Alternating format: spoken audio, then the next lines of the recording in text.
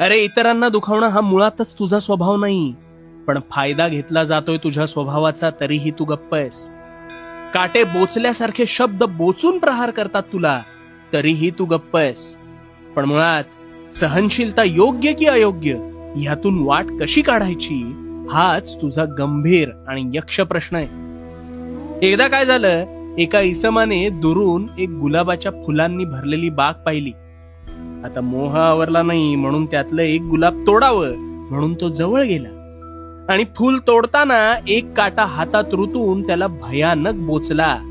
त्याने झटकन काटा काढून टाकला. त्याने काय केलं? झटकन काटा काढून झटकून टाकला. याच्याऐवजी तू जरी असतास ना, तरी तू सुद्धा अगदी हेच केलं असतंस, हो ना?